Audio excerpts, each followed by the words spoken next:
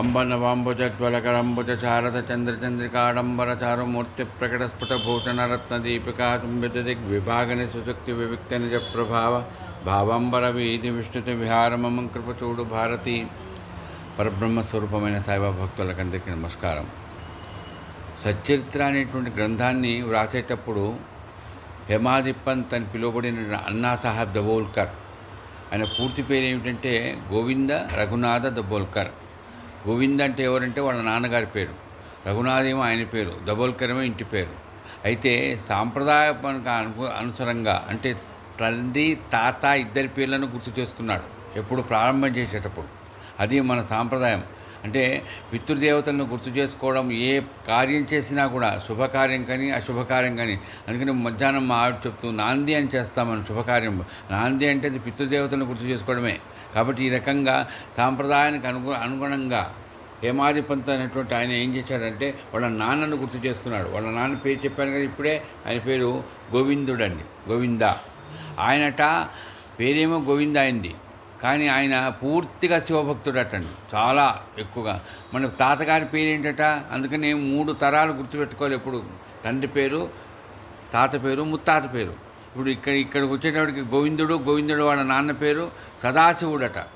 ఈ సదాశివుడు ఎట్లాంటి వాడంటే, ఇప్పుడు నేను చెప్పాను కదా, ఈ గోవిందుడు అనేటువంటి ఆయన పేరు గోవిందుడే, కానీ ఆయన పూర్తి శివభక్తుడటండి. ఎప్పుడు శివనామమే, శివ గురించి చెప్తుండేవాడట. ఆ తర్వాత వాళ్ళ నాన్నగారు ఆయన పేరే సదాశివుడు.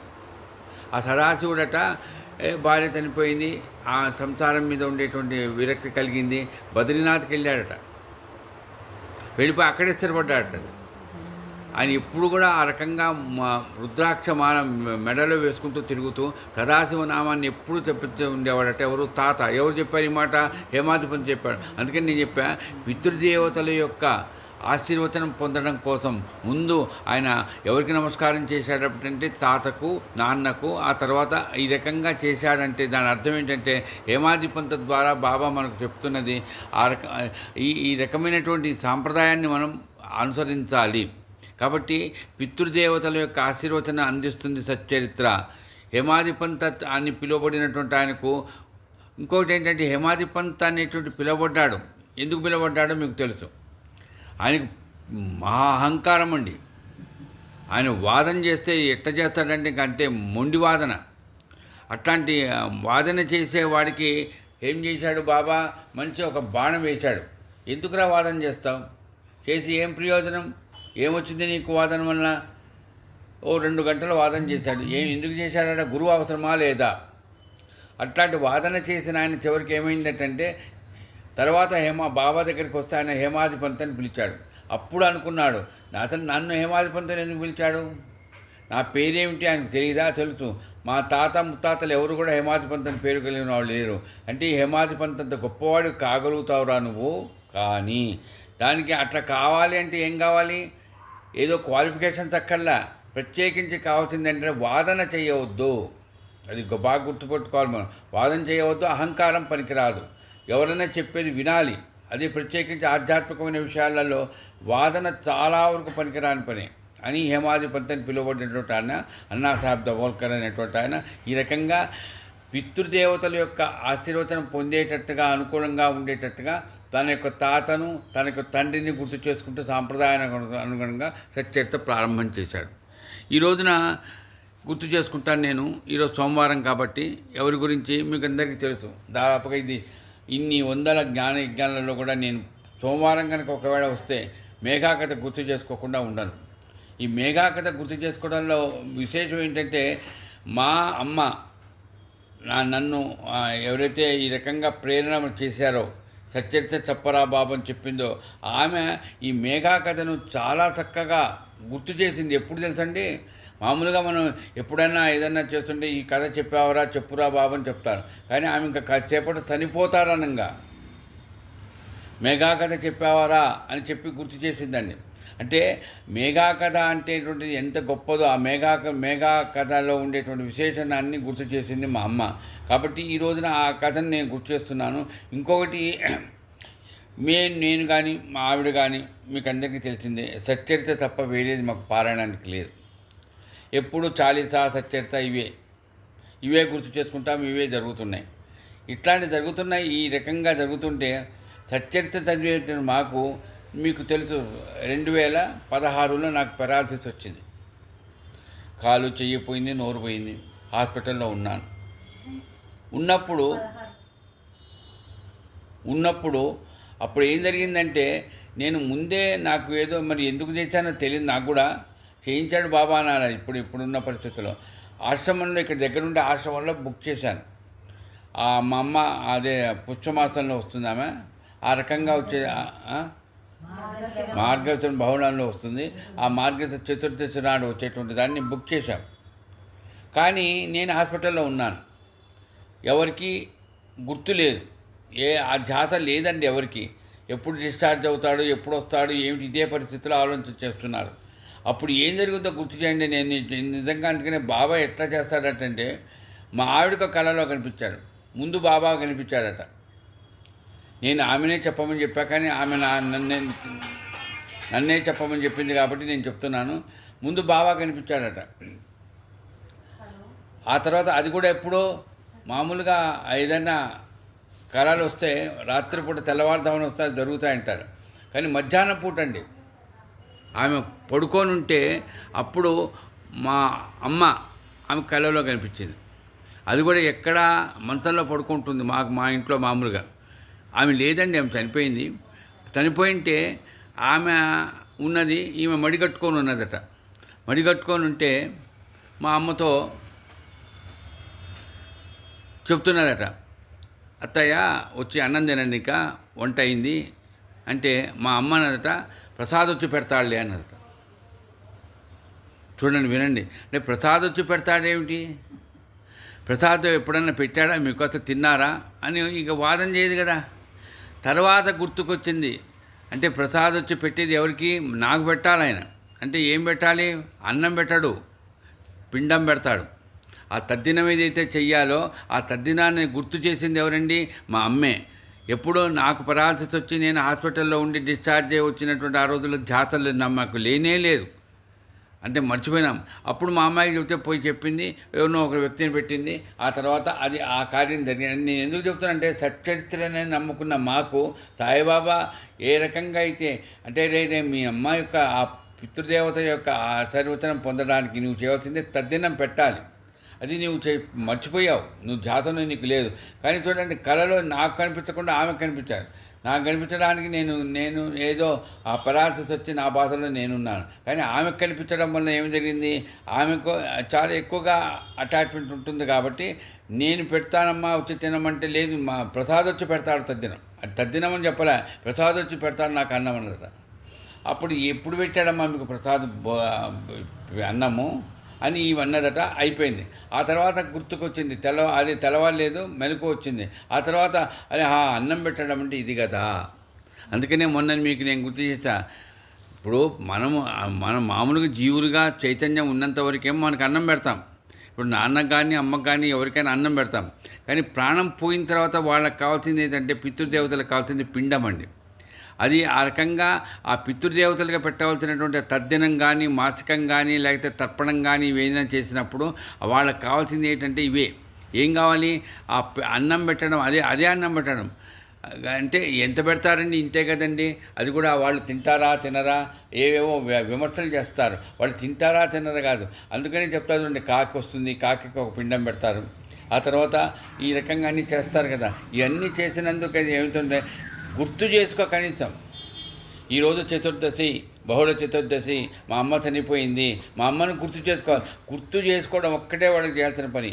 ఆ గుర్తు చేసుకోవడంలో ఒకసారి నీకు చేత కాదు.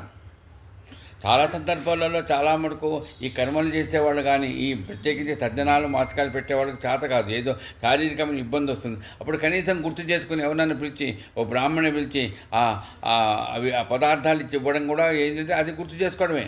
తండ్రిని గుర్తు చేసుకోవాలి, తల్లిని గుర్తు చేసుకోవాలి. ఎవరైతే నీకు బాధ్యతగా నువ్వు గుర్తు చేసుకొని ఆ రకంగా చేయాలో, అది చేసే పని ఏదైతే ఉందో అది సాంప్రదాయపరంగా చేయాలి అని బాబా మాకు ప్రత్యేకించి మా కుటుంబానికి చక్కగా గుర్తు చేశాడు. కాబట్టి తల్లిదండ్రుల ఆశీర్వచనం కానీ, పితృదేవతల యొక్క ఆశీర్వచనం కానీ అందిస్తుంది ఏదయ్యా అంటే సత్యత ఒక్కటే. ఇక ఈ రకంగా ఈరోజు నేను ఈ సోమవారం నాడు గుర్తు చేస్తూ, ఇంకొకటి మనకు భావన ఉండాలండి. ఏదైనా అంటే ఒక రకమైనటువంటి బంధనం ఉండాలి, భావనలో కూడా బంధనం ఉండాలి. ఇప్పుడు మా అమ్మాయి ఉంది జయంతి, మా అమ్మాయి నా కడుపులో పుట్టింది కాబట్టి నేను పెద్దగా భావనలో నాకేం నేను చెప్పుకోనక్కర్లా. అది ఎవరినన్నా చూస్తున్నా అనుకో, ఈమె మా అమ్మాయిలాగా ఉంది, ఈమె మా అమ్మలాగా ఉంది అనుకోవడంలో నాకు వచ్చేటువంటి ఆనందం ఎక్కువ ఉంటుందండి. అట్లా కాకుండా ఎవరోలే వాళ్ళ కులమేంటో వాళ్ళది ఏమిటో అని అనుకుంటే నాకు ఆ రకమైనటువంటి ఆనందం కానీ ఫలితం కానీ నేను పొందలేను. అందుకని నేను గుర్తు చేస్తాను, శ్రీశైలానికట ప్రతి ఉగాదికి వేల మంది భక్తులు ఎక్కడి నుంచి వస్తారో తెలుసాటండి? కర్ణాటక నుంచి వస్తారు. ఎందుకు వస్తారటంటే వాళ్ళు భ్రమరాంబ మల్లికార్జున స్వామిని దర్శించుకోవడానికి రారట. అంటే ఆ పేర్లు కాదట, మా అక్కా బావ అంటే మా ఆడపడుచు ఆమె భ్రమరాంబ అమ్మవారు. ఆమెకు మేము అదేది మామూలుగా ఆడపడుచుకు ఇస్తారు కదా చీర ఏదో, అవి తీసుకొని వస్తారటండి. వాళ్ళ గురువుగారు పల్లకిలో ఉంటే అవి నేను ఒకసారి చూశాను. ఎక్కడ కర్ణాటక నుంచి మోసుకొని తీసుకొని వస్తారట, అది సేవ చేస్తారట ఎక్కడ మల్లికార్జున స్వామికి. అంటే బావ అక్క, నిజంగా వాళ్ళు బావేందండి, ఒక అక్క ఏందండి అంటే భావన వాళ్ళకి ఎంత. చూడండి, మా బంధువు ఆమె, మా అమ్మాయి ఆమె. ఎవరో భ్రమరాంబ అంటే ఎవరో కాదు, ఆమె మా అమ్మాయి, మా ఇంటి పుట్టింది ఆమె అని ఆ రకంగా చేసినప్పుడు ఇప్పటికీ కూడా ఈ రోజుకి కూడా ఉగాది రోజున ఆ రకంగా అమ్మవారికి మా ఆడపడుచుని సమర్పిస్తున్నట్టు కారణం బంధన. అట్లాగే మనకు మా నాన్న మా అమ్మ అనే భావన కనుక మనసులో ఉన్నదంటే ఆ రకంగా మనం సమర్పిస్తాం. కానీ అది ఉండకుండా ఇంకోటి తర్పణాలు కానీ మాసికాలు కానీ ఏదో చేయమన్నాడో బ్రాహ్మణుడు చెప్పాడు చేసే దండగండి. శ్రద్ధ లేకుండా శ్రాద్ధ కర్మ చేయకూడదు. అంటే నీకు నమ్మకం ఉండటంతో నీకు ఆ రకంగా మా నాన్న కార్యం నేను చేస్తున్నాను, అది నేను చేస్తున్నాను కదా, నాకు బాధ్యత, బాధ్యత కాదండి, కర్తవ్యం. అది బాధ్యత వేరు, కర్తవ్యం వేరు. నేను చెయ్యాలి పని. అందుకని చెప్తా చూడండి, రామాయణంలో ఒక కథ ఉంది. అయోధ్య నుంచి వచ్చాడట భరతుడు. వస్తే ఆ భరతుడు వచ్చినప్పుడు చెప్పాడట నాన్న చనిపోయినాడని. అప్పుడు వెంటనే ఆయన ఏం చేశాడట, సరియు నదిలో నీళ్లు తీసుకొని దాంట్లో వదిలిపెట్టాడట. ఎందుకు వదిలిపెట్టావయ్యా బాబు, ఏమయ్యా ఆ నీళ్ళు ఏమైనా మీ నాన్న తీసుకుంటాడా అన్నాడట కణాదుడు అనేటువంటి ఒక ఋషి. ఆయన ఆ రోజుల్లో పెద్ద ఫిలాసఫర్ ఆయన కణాదుడు. ఆ కణాదుడు అన్న, అయ్యా నువ్వు ఋషివి, నువ్వు మహర్షివి, నువ్వు చేయనక్కర్లేదు ఈ పని, కానీ నేను క్షత్రియుణ్ణి, పైన నేను రాజును. నేను చేయకపోతే మా నాన్న కనుక నీళ్ళు వదిలిపెట్టకపోతే, తర్పణం వదిలిపెట్టకపోతే తర్వాత నా పిల్లలు చేయరు, నా రాజ్యంలో ఎవరూ చేయరు. కాబట్టి నేను చేస్తున్నాను. నేను ఎందుకు చెప్తానంటే వాళ్ళు చూస్తారా, వాళ్ళు వింటారా, వినంగానే ఆ రకంగా రాముల వారు శ్రీరామచంద్రమూర్తి మన ఆదర్శమూర్తి కదండి. ఆయన కూడా అవతారమూర్తి అయినటువంటి ఆయన కూడా చేశాడంటే ఇదే మనం గుర్తు చేసుకోవాల్సింది ఏంటంటే ఆదర్శమైనటువంటి భావన కలిగి ఉన్నప్పుడు, అంటే మా నాన్న చనిపోయినాడు కదా అని అనంగానే వినంగానే తర్పణం విడవడం. అట్లాగే ఇప్పుడు కూడా మనకు ఒక భావన ఉండాలి. ఇంకోటి నేను గుర్తు చేస్తున్నాను, సచ్చరిత్ర మనం వింటున్నాం, గత 4 రోజుల నుంచి వింటున్నాం. ఈరోజు 4వ రోజు, ఇంకా 3 రోజుల పాటు ఉంది. ఈ సచ్చరిత్రలో ఇప్పుడైనా సరే మహాళాయ పక్షాలలో కానీ అమావాస్య రోజు కానీ తర్పణాలు విడిచేటప్పుడు సాయిబాబా కూడా విడుస్తాం మేము. ఎందుకంటే ఆయన మహాత్ముడు, ఆయన గురువు. అంటే కొంతమంది అనవచ్చు ఆయనకి ఎట్లా విడుస్తారంటే ఆయనే ఆయన గురువు కాబట్టి ఆయనకి తర్పణం, మహాత్ముడు కాబట్టి ఆయనకి తర్పణం ఇస్తాడు. మా భగవంతుడి తర్పణం ఇవ్వడం లేదని నిన్న మనం గుర్తు చేసుకున్నాం. అట్లా మహాత్ములకు తర్పణం విడిస్తేనేంటంటే, తర్పణం విడవడంటే వాళ్ళు కూడా తల్లిదండ్రులతో సమానం. వాళ్ళు ఆ తల్లిదండ్రులతో సమానమైనటువంటి వాళ్ళని గుర్తు చేసుకుంటే ఈ తల్లిదండ్రుల వల్ల మనం పొందవలసినటువంటి ఆ ఆనందాన్ని, ఆ ఫలితాన్ని వాళ్ళు అందిస్తారు మహాత్ములు. కాబట్టి సాయిబాబాను గుర్తు చేసుకుంటూ కనుక మహాళాయ పక్షాలలో కనుక మనం ఆ బాబాను గుర్తు చేసుకుంటూ కనుక తల్లి తండ్రి యొక్క అనుగ్రహాన్ని మనం పొందగలుగుతాం. అందుకని ఆ తల్లి తండ్రి యొక్క అనుగ్రహాన్ని పొందడానికి సచ్చరిత్రలో మేము ఇప్పుడే చెప్పాను కదా, అది చాలా అనుగ్రహాన్ని అందిస్తుందండి. ఇప్పటికి నేను అదే అనుకున్నాను, నేను ఒక సబ్జెక్ట్ అనుకున్నాను ఇది చెప్పాలని, కానీ 5 రోజులు ఏదో 3 రోజులు అయితే చెప్తాం. 7 రోజుల పాటు ఆ విషయంనే గుర్తు చేసుకోవాలంటే చాలా దాంట్లో ఉండేది తక్కువగానే ఉన్నాయి.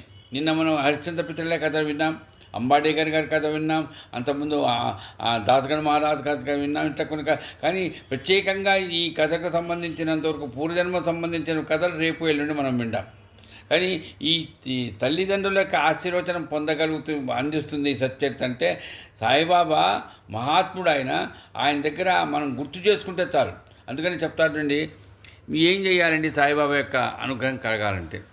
ఏమి చేయనక్కర్లేదటండి. ఆయన ఒకటే చెప్తాడు, సుఖంలో కానీ దుఃఖంలో కానీ నన్ను గుర్తు చేసుకో. సుఖంలో కానీ దుఃఖంలో కానీ గుర్తు చేసుకునేది ఎవరినండి? తల్లినే తండ్రినే. ఎందుకంటే వాళ్ళు ఏమి ఇచ్చారు, ఏం లేదు. వాళ్ళు కనీసం సంవత్సరానికి ఒక్కరోజు వాళ్ళని గుర్తు చేసుకోవడం. అంటే తల్లిదండ్రికి ఏ రకంగా అయితే మనం తర్పణం కానీ తద్దినం కానీ ఏదైతే ఇస్తూ మనమైతే గుర్తు చేసుకుంటున్నామో, అదే రకంగా సాయిబాబా యొక్క అనుగ్రహాన్ని పొందడానికి కూడా మనం చేయాల్సిందల్లా ఆయనను నీవు ఎప్పుడూ గుర్తు చేసుకో, అంతే చాలు. గుర్తు చేసుకోవడం అంటే మనమంటే మా నాన్న ఇట్లా చేశాడు, మా అమ్మ ఇట్లా చేసింది అని గుర్తు చేసుకుంటాం. మరి ఆయన ఏ రకంగా చేశాడో, ఎవరితో ఏ రకమైనటువంటి ఎవరికి అనుగ్రహాలను అనుభవాలను కలిగించాడో అవి గుర్తు చేసుకోవడం వల్ల ఏమవుతుంది? ఆయన అనుగ్రహం మనం పొందగలుగుతాం. కాబట్టి ఈ రకంగా సచ్చరిత్రలో ఉండేటువంటి కథల ద్వారా అనుగ్రహాన్ని పొందగలుగుతాం. ఇంకొకటి ఈరోజు నేను గుర్తు చేస్తూ ఒక భక్తుడి గురించి గుర్తు చేస్తానని చెప్పాను. అది చెప్పాను ముందే. మా అమ్మకు చాలా ఇష్టం కాకపోతే ప్రాణం పోయే ముందు ఎట్లా గుర్తు చేస్తుందండి? మరి మిగతా కథలు కూడా గుర్తు చేయొచ్చు కదా. చాలామంది అంటుంటారు ఈశావాసోపనిషం నౌకరి పిల్ల కథ గుర్తు చేయమని చెప్పొచ్చు కదా, లేకపోతే ఇంకొన్ని కథలు ఉన్నాయి కదా, బల్లి కథ చెప్పొచ్చు కదా.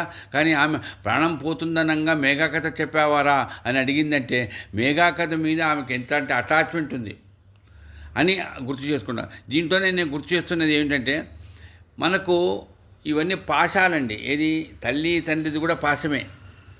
అది మనకు ఈయన నీకు తండ్రి అని గుర్తు చేస్తుంది తల్లి, అదొక పాశం. ఈ పాశముల నుండి విముక్తి కలిగించేవాడు ఏమిటంటే గురువు అండి. కొంచెం పశుపతి అంటారు. పాశముల నుండి పాశముల నుండి దాన్ని అంటే ముళ్ళను విప్పదీసేవాడు ఏమిటంటే పశుపతి, ఈశ్వరుడు ఆయన. అట్లాంటి ఈశ్వరుడే సాయిబాబా. ఎప్పుడు ఆమె ఆ పాశములను విముక్తి కలుగుతుంది? వాళ్ళను గుర్తు చేసుకో, వాళ్ళ గురించి గుర్తు చేసుకొని వాళ్ళకి చేయవలసినటువంటి పని నీవు ఉన్నంతవరకు వీళ్ళంతవరకు చెయ్యి. అప్పుడు నీకు పాశముల నుండి విముక్తి కలుగుతుంది. అలా విముక్తి కలిగేటట్టుగా చేసినటువంటి ఇప్పుడు గుర్తు చేశాను చూడండి, పిచ్చుక కాలికి దారం కట్టి లాగుతానని అన్నాడట బాబా. అంటే పాశమండి. నువ్వు ఎక్కడున్నా సరే, ఎట్లా వచ్చావయ్యా బాబు ఇక్కడంటే మాది బంధన. ఆ బంధనతో చూడు ఎక్కడో పుడతాడు, ఎక్కడో చదువుకుంటాడు, ఎక్కడో ఉద్యోగం చేస్తాడు. మరి భార్య ఆమె ఎవరినో చూస్తాడు, అదే పెళ్లి చూపులు అంటాడు, పెళ్లి చేసుకుంటాడు. ఎక్కడిదండి బంధన? ఇక ఎక్కడి నుంచి వచ్చింది బంధన? ఇది కూడా పాశమే. ఈ పాశము మోహం వలన కలుగుతుంది.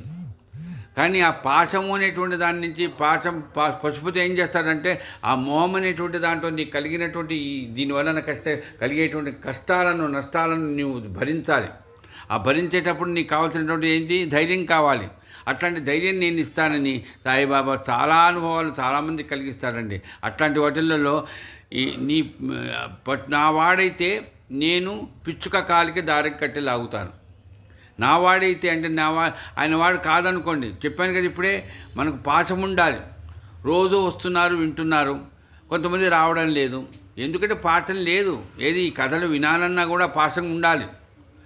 ఒక గంటగా ఒక అర్ధగంట కాదు, కనీసం శ్రద్ధగా వినాలి. అందుకని చెప్తున్నా చూడండి, హేమాధిపతి గారు అంటారు, చెప్పేవాడికి ఏ శక్తి లేదు, నేను ఒక మొండిగాడిని, నేను ఉంటుంటాను, నాకు ఏమీ తెలియదు. కానీ నేను ఎందుకు చెప్తున్నాను? నాకు ఏ శక్తి లేదు, నేనేం మాట్లాడలేను, నేనే పారాయణం చేయలేను, నేను బ్రాహ్మడైనప్పటికీ నా అంతటి పనికిమాలోడు ఇంకోటి లేడు అని చెప్పాడు. హేమాధిపతే చెప్పాడు. మరి ఎందుకు వినండి శ్రద్ధగా ఎందుకన్నాడు? అదే గుర్తుపెట్టుకోండి. ఎందుకన్నాడంటే నా గురువు నాకు ఇచ్చిన ఆజ్ఞ, నువ్వు చెప్పంతే. వినేవాళ్ళు వినడం అనేటువంటి దాంట్లో వాళ్ళకు కాళ్ళకు మొక్కు చెప్పాడు. నాకు ఏం సిగ్గు లేదు. ఎవరైనా సరే శ్రద్ధగా ఒక గంట మీ చెవులను కాస్తంటే ఇటు పంపించండి, వినండి చాలు. వినడం వల్ల ఏమవుతుంది? మీ పాపములు నశించిపోతాయి. అదే కనుక శ్రద్ధగా కనుక విన్నారనుకోండి, అప్పుడు మళ్ళా జన్మ లేకుండా కూడా ఉంటుంది. వింటే చాలు, పాపలు పోతాయట. అది కనుక శ్రద్ధగా విని ఆచరణలో పెట్టగలిగితే అప్పుడు మళ్ళా జన్మ లేకుండా పునర్జన్మ న విద్యతే అందుకని అట్లాంటి పునర్జన్మ అనేది మళ్ళా లేకుండా చేయగలిగినటువంటి సచ్చరిత్ర ఈ ఈ అదే మనకు ఈ పితృదేవతల యొక్క ఆశీర్వచనం పొందగలిగేటట్టుగా పాశములను అంటే ఈడుస్తాడండి పట్టుకొని. నేను ఎందుకు ఇక్కడికి ఇచ్చాను ఇతన్ని ఎవరిని భగవంతరావు క్షీరసాగర్ని ఏమన్నాడు బాబా, నేను ఎందుకు ఇచ్చానో తెలుసా, వీడిని ఎందుకు ఇక్కడ లాక్కొచ్చాను తెలుసా, వీడు నాన్నకు పెట్టాడు వాళ్ళ విఠలుడికి పెట్టాడు. చెప్పాను మీకు ఇంతకుముందు కథ చెప్పాను. అంటే ఈడుస్తాడు అతను. ఎవరు? సాయిబాబా. ఎందుకు ఈడుస్తాడండి? ఆయనకి ఏమైనా ఓట్లు కావాలా, ఆయనకేమైనా డబ్బులు కావాలా? కాదండి, ఆయన తల్లిదండ్రుల యొక్క ఆశీర్వచనం పొందడానికి మీరేం చేయాలో చేయించేటట్టుగా ఆ పాశములన్నీ లాగుతారు.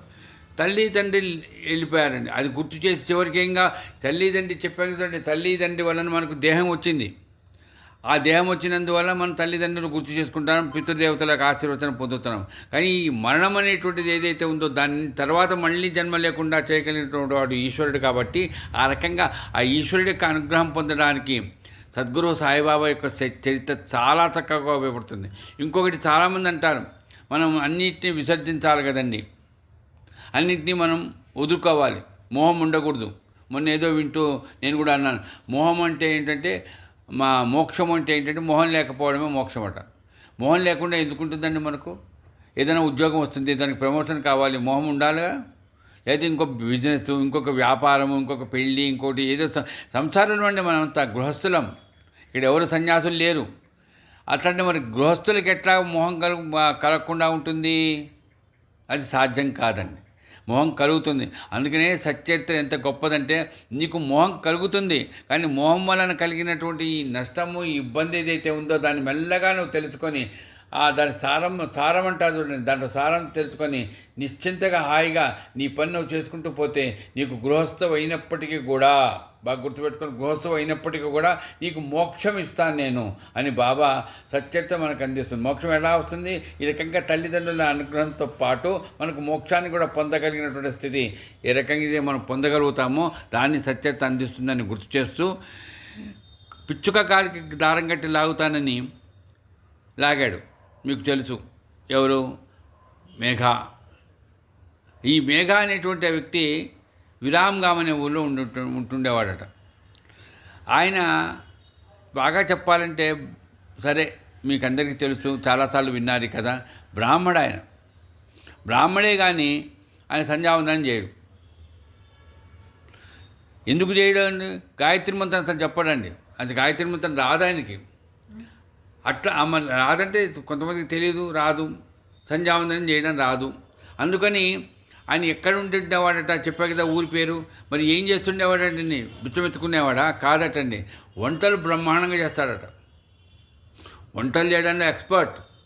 అందుకని ఆయన ఆ ఊళ్ళోనే హరివినాయక సాఠే అనేటువంటి ఆయన ఉన్నాడు. ఆ హరివినాయక సాఠే అనేటువంటి ఆయన ఇంట్లో ఈయన వంటలు చేసేవాడు. ఈ హరివినాయక సాఠే అనేటువంటి వాడు వైష్ణవుడు, మీరు వింటూనే ఉన్నారు పేరు పెట్టి. కానీ ఈయనకు మరి ఏ రుణానుబంధం ఉంది? వంట చేస్తుండేవాడు, చెప్తుండేవాడు. ఆయన వైష్ణవుడు. హరివినాయక సాఠే ఆయన వైష్ణవుడు. సరే, ఆయన వైష్ణవుడు. ఆయన ఇంట్లో వంట చేస్తుండేవాడు. ఈ సాఠే అన్నాడట ఎవరితో? మేఘాతో. ఈ మేఘాతో ఎందుకన్నాడు అది కూడా చెప్తున్నాను నేను.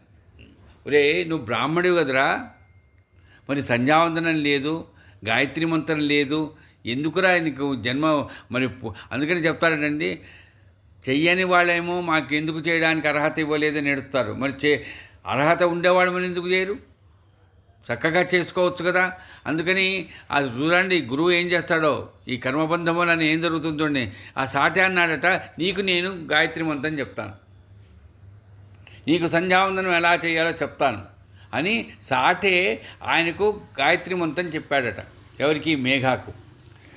గాయత్రి మంత్రం ఎవరు చెప్తారండి? మామూలుగా ఉపనయనం చేస్తుంటారు, కొంతమంది చూస్తుంటారు. ఉపనయనం చేసేటప్పుడు గాయత్రి మంత్రం మనకు చెప్పేది మన తండ్రి. ఉపదేశం అంటారు దాన్ని. అది ముసుకంతా వేసి చెప్తారు, ఓం భోర్భోస్వాం తత్వ. మీకు అందరికీ తెలుసు ఆ మంత్రం. అట్లా ఆ మంత్రం చెప్పేది ఎవరు? తండ్రి చెప్తాడటండి, తల్లి చెప్పదు. తల్లి మొట్టమొదటి భిక్ష తీసుకుంటుంది కానీ తల్లి చెప్పదు. అట్లా తండ్రి చెప్పాడంటే గురువుతో సమానం ఆయన. మరి అట్లాంటి తండ్రి చెప్పేటువంటి గాయత్రి చెప్పలేదు. ఆయనకు అదృష్టం లేదు, తల్లి లేదు, తండ్రి లేరు, ఎవరూ లేరు.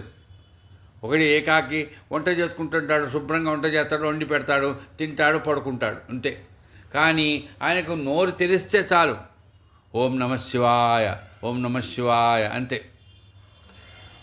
ఇంకే ఎందుకు నేను ఓం నమ శివాయ అంటున్నాను?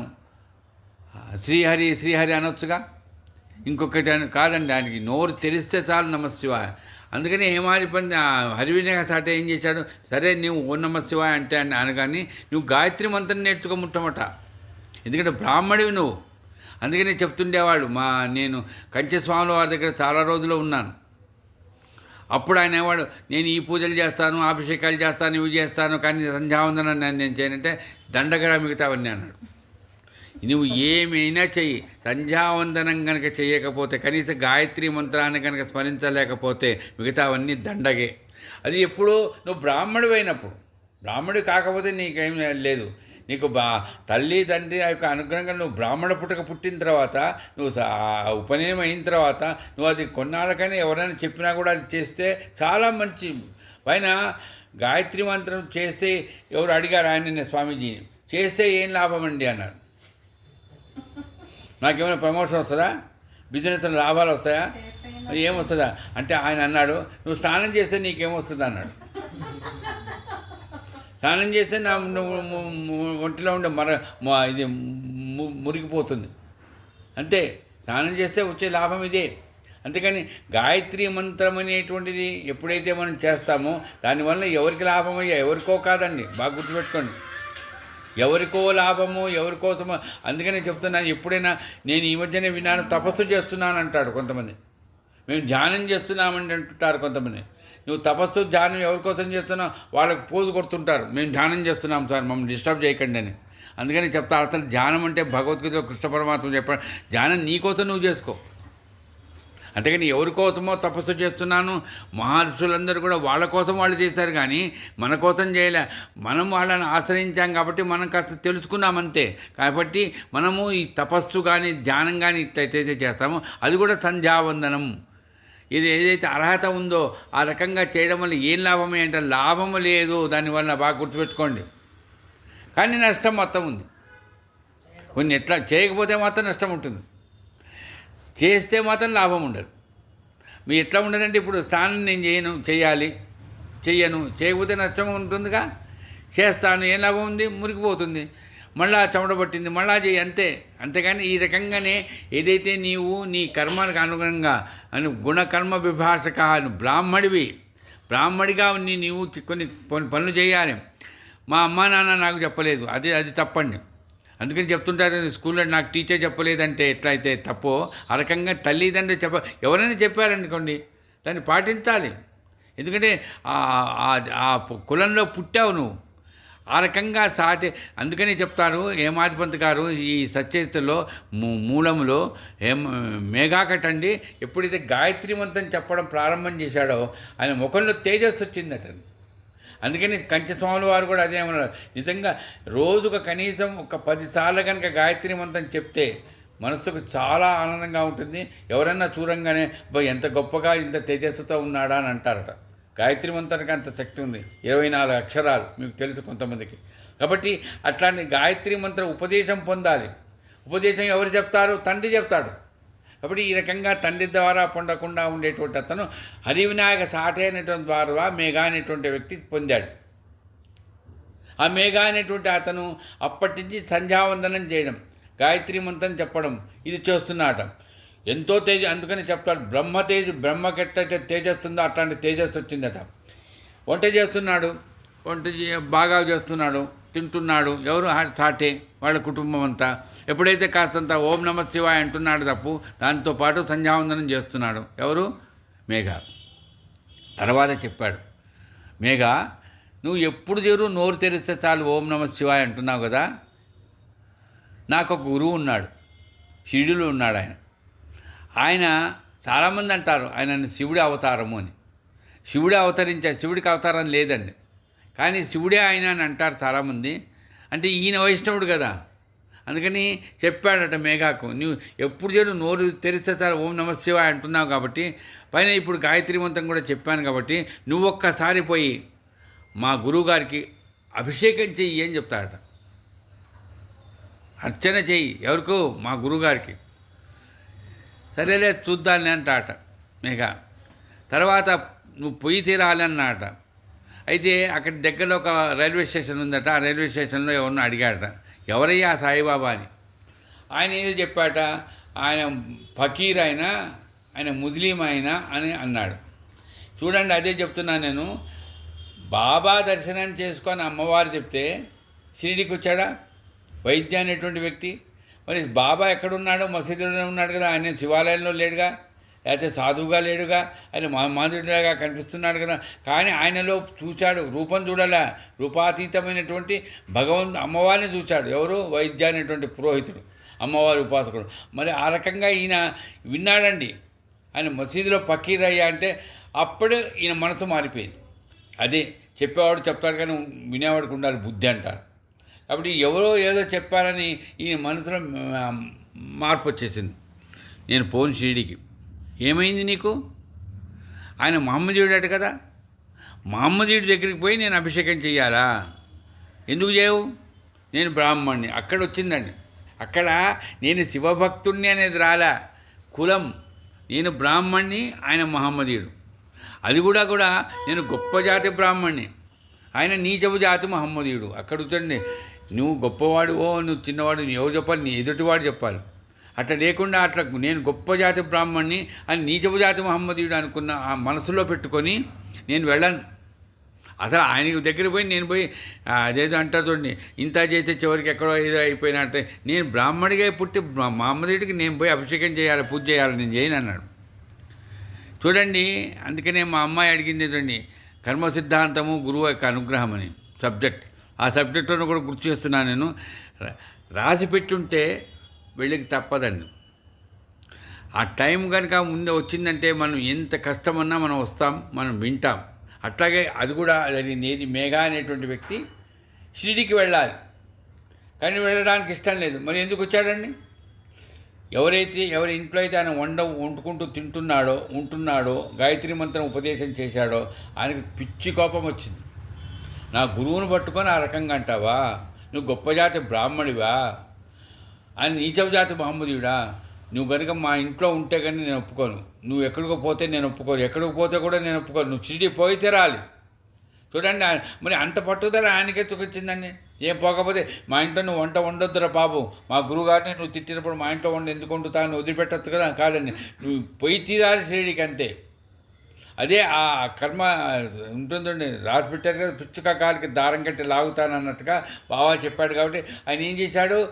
నువ్వు వెళ్ళితే రాలి అని వీళ్ళ మామగారు ఉన్నారు షిరిడీలో, సాటే గారి మామగారు. ఆయనకు జాబు రాశాడు.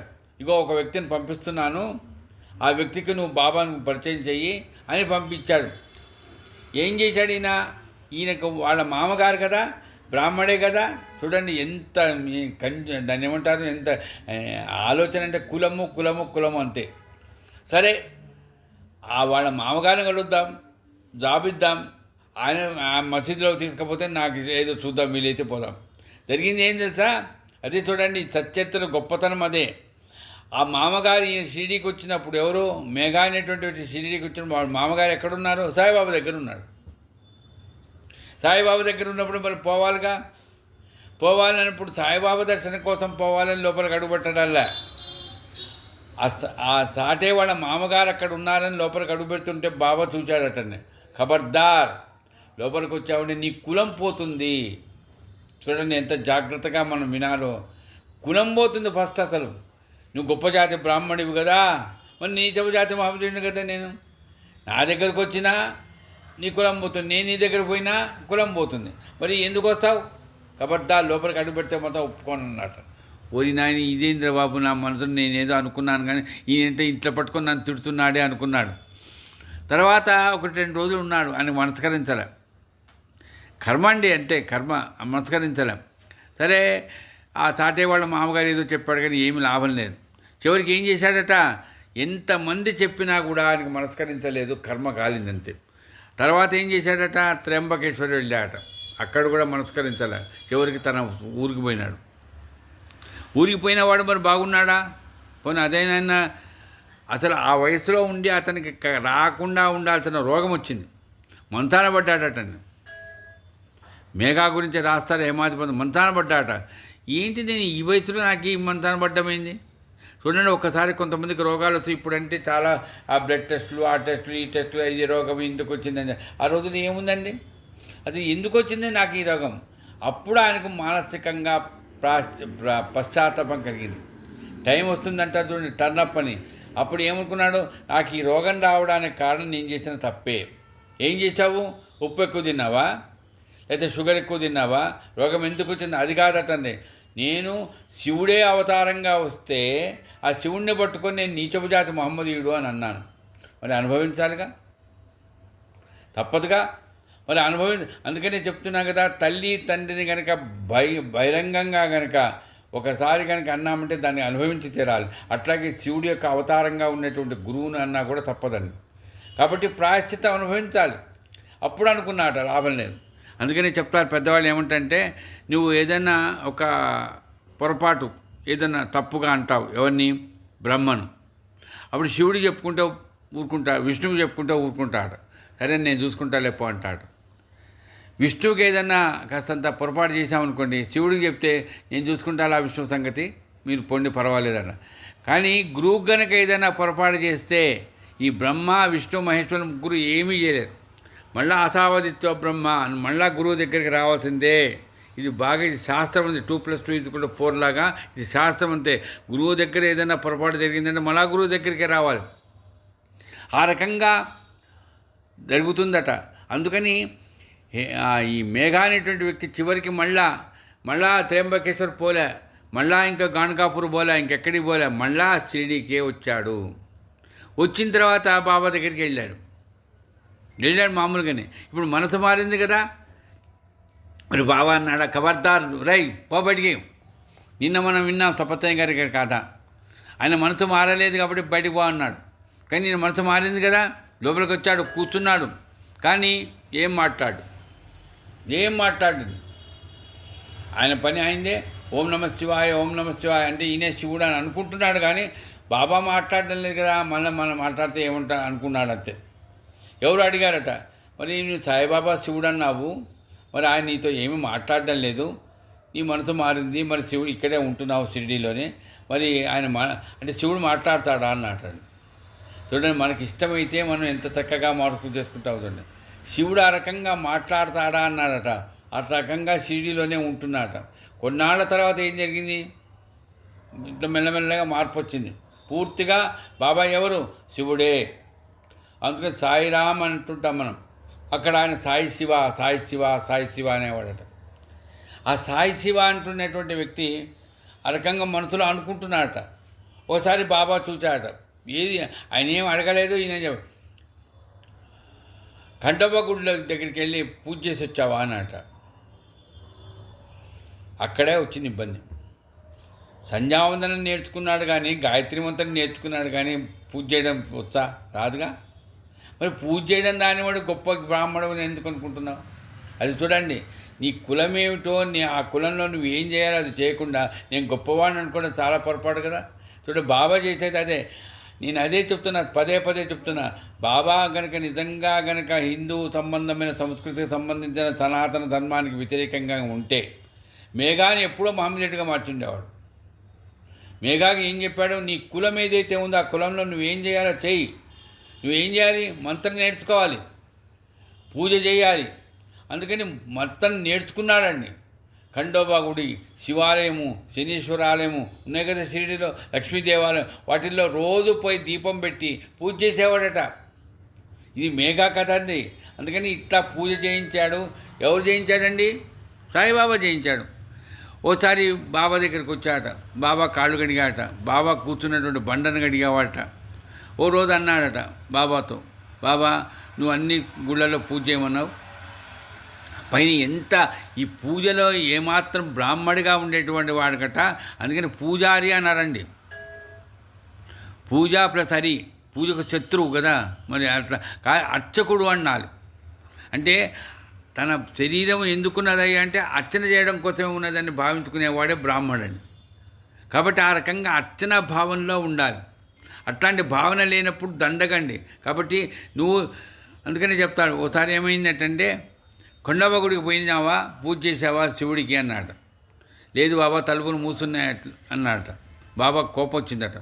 నువ్వు పోతే తలుపు తెరిచి ఉండాలా, ఇప్పుడు పో అంటే నిర్లక్ష్యం చేయకూడదు, ఓపిక పట్టాలి, అక్కడ పోయి ఆ కొండవ్వ గుడిలో పూజ చేయాలి నువ్వు అని ఆ రకంగా బాబా పంపించాడట. మళ్ళా తలుపు తెరిచే ఉంది, ఖండోబా గుడి పూజ చేశాట, మళ్ళా వచ్చాట.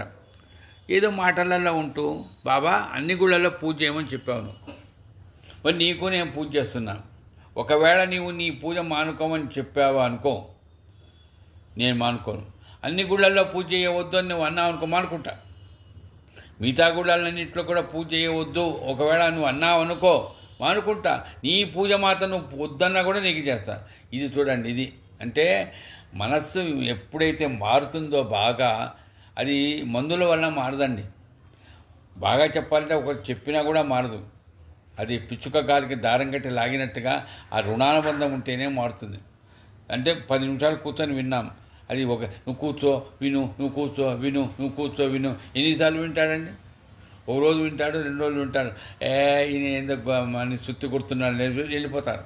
కాబట్టి మన మనస్సులో మార్పు బాగా రావాలి, పట్టుదల రావాలండి. కమిట్మెంట్ అంటారు చూడండి, అది ఏదో మన టైం ఉన్నప్పుడు చూద్దాంలే కాదు, మనం అట్లాంటి దాంట్లో చేస్తూ ఉన్నప్పుడు మనం గుర్తుపెట్టుకోవాల్సింది ఏంటంటే, ఈ రకంగా గురువు విషయంలో అందుకని చెప్తున్నారు, గురు బ్రహ్మ గురు విష్ణు గురుదేవో మహేశ్వర గురు సాక్షాత్ పరబ్రహ్మ తస్మై గురువే నమః. మిగతా వాళ్ళ దేవతలంతా భ్రమ, ఒక గురువే మనకు భగవంతుడు అనే భావన నీ మనసులో ఉండాలి. తదనుగుణంగా అందుకని ఇప్పుడే మనకు సందేహం కలగవచ్చు, మరి అమ్మవారి పూజలు చేయాలి కదా ఆశ్వయుజ మాసంలో, మొన్నటిదాకా వినాయకుడు పూజ చేశారు కదా, మరి అవన్నీ మానేసేయాలా? గురువుకే పూజ చేసి సాయిబాబాను గురువు అనుకుంటూ కాదండి. మనం గుర్తుపెట్టుకోవాల్సింది అయితే పొరపాటుగా అట్లాంటి పూజలు చేయకూడదు, అవసరం లేదు, సాయిబాబా పూజ చేస్తే చాలు, ఆయనకే చెయ్యాలి అని చెప్పారు కదా గురు బ్రహ్మ అని అనే ఆలోచన పనికిరాదు. మరి ఎట్లా నువ్వు చేసేది ఏది చేసినా ఎవరు చేయిస్తున్నారని భావించుకోవాలి. నువ్వు గురువు చేయిస్తున్నాడు నా చేత. ఇప్పుడు అమ్మవారి పూజలు చేస్తాం రేపు నవరాత్రులలో, ఇప్పుడు మహాపక్షాలు కాబట్టి మనం పితృదేవత ఆశీర్వచనం గురించి మనం సచ్చరిత గురించి మననం చేసుకున్నాం. రేపు అమ్మవారి పూజ నువ్వు ఎంత ఘనంగానైనా చేయి, అది సాయిబాబా నా చేతి చేస్తున్నాడు. అందుకని ఇప్పటికీ కూడా మా ఇంట్లో కానీ చాలా మా కుటుంబంలో కానీ అమ్మవారి పూజ చాలా బాగా చేస్తారు. కానీ నా మనసుకు నేను మా ఆవిడ కానీ అమ్మవారు ఎవరు? ఆయన సాయిబాబాయే. ఆయన మా చేత చేస్తున్న పని. ఆ రకంగా మనం చేస్తున్నప్పుడు ఇంకొకటి మనం గుర్తుపెట్టుకోవాల్సింది, మనం కనుక మన మీదే వేసుకొని భారం వేసుకొని మనం పూజ చేస్తే దాని ఫలితమును అనుభవించాల్సింది ఎవరు? మనమే అనుభవించాలి. అట్లా కాకుండా మనం గురువు మీద భారం వేసి సాయిబాబా అని అనుకున్నామనుకో, అప్పుడు ఆయన చూసుకుంటాడు. ఏదైనా పొరపాటు జరిగిందా, దీపం లేకుండా పూజ చేస్తాం, పొరపాటు జరుగుతాయి, చాలా జరుగుతాయి. అప్పుడు మనం బాబానే తలుచుకొని ఆయన మీద భారం వేసి ఆయనే చేస్తున్నాడు అప్పుడు మిగతా ఇట్లాంటి క్రతువులో ఏదైనా పొరపాటు జరిగినా కూడా ఏమీ కాదండి. అందుకని చాలా సందర్భాల్లో చాలా అనుభవాలు కలుగుతాయి. మన చేత ఎప్పుడు ఏ టైంలో ఎట్లా చేయించాలో చేయిస్తాడో సద్గురు సాయిబాబా. కాబట్టి ఈ రకంగా మేఘ అనేటువంటి వ్యక్తితో ఖండోబా గుళ్ళో పూజ చేసొచ్చావా అని పంపించి మళ్ళీ చేయించాడని. అట్లా చేసినటువంటి ఆ మేఘ తర్వాత కొన్నాళ్ళ తర్వాత పరిచయం బాగా పెరిగింది కదా, మాట్లాడుతున్నాడు కదా, బాబా నాకు చిన్న కోరిక ఉంది బాబా. ఏమైందిరా, ఏం కావాలి నీకు అంటే? కోరిక ఉందంటే నాకు ఏదైనా ఉద్యోగం లేదు, పాడలేదు, వంట చేసుకుంటూ బతికాను, ఇప్పుడు అది కూడా వంట లేదు, ఎవడైనా పెడితే తింటున్నాను, అన్నదానం చేస్తే మీ సేవలోనే ఉన్నాను. అది కాదండి బాబా, మీకు సచేల స్నానం చేయించాలని ఉంది. గుర్తుపెట్టుకోండి, నాకు అభిషేకం అని చెప్పలే. సచేల స్నానం అంటే ఒంటి మీద బట్టలు ఉంటాయి, దాని మీద నీళ్లు పోయాలి. ఏం కోరికరా ఈ కోరిక అంటే, శివుడికి అట్లా చేస్తారు. మామూలుగా శివలింగం ఉంది కదా, శివలింగానికంటే ఆయనకేమి అది ఒక గుర్తు కాబట్టి అట్లా ఉంది. కానీ నిజంగా శివుడికి కనుక స్నానం చేస్తే ఆయనకు వస్త్రం ఉంటుంది. వస్త్రం మీద స్నానం చేసినప్పుడు ఎట్లా ఉంటుందో ఆ భావన అండి, అది భావన. నమస్సంభవేచ మయో భవేచ నమశంకరాచ నమస్కరాచ శివతారాచ అని చెప్తున్నప్పుడు నిజంగా మంచి వస్త్రం కట్టుకొని ఉన్నటువంటి ఆయన నెత్తి నుంచి నీ కింద దాకా అభిషేకం చేస్తున్నామంటే భావన ఉండాలి. అట్లాంటి భావన ఉన్నప్పుడు మనకు ఉత్సాహం కలుగుతుంది. సచేల స్నానం చేయించాలి ఉంది.